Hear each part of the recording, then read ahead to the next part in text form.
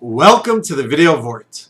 Torah tells us in this week's Sedra that Abraham greeted his guests with two demands, or with two statements. One, Yukachna ma'at mayim, he wanted to bring them water. And number two, Ve'chafas lechem, he wanted to bring them bread. And a careful read of these psukim show an interesting anomaly in the diktuk, in the grammar.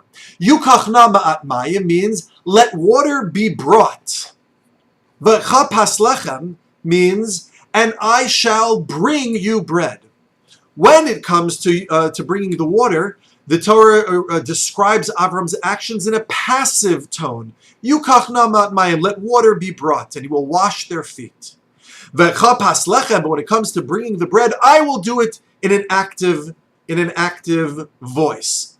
And the question is, why is there a difference here between bringing the water and bringing the bread? Rav Zalman Sorotzkin suggests that we can understand this in light of Rashi's comment.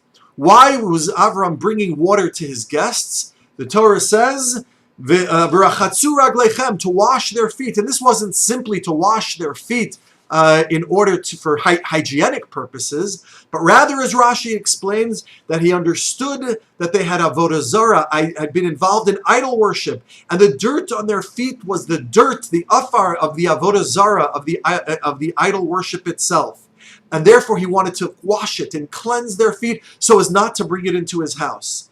Explains Rav Sorotzkin, when it came to idol worship, to cleansing them of their idol worship, Avraham was less than enthusiastic of doing so. He seems to have been not so comfortable about pointing out the dirt on their feet. Yes, he understood that it had to be done, that he had to cleanse them of their avodah zarah before bringing them into his home. But yukachna ma'at mayim, let water be brought. He delegated it to a third party, to his servant. He didn't want to do it himself. But when it came to the question of chesed, of offering them food to eat, pas lechem, bread, vaycha pas lechem, Avram wanted to do it himself, entirely himself. He'll bring it and do it with great verve and vigor. Vaycha pas lechem, in the active voice. To the same people who are potentially dragging avodah zarah into his home.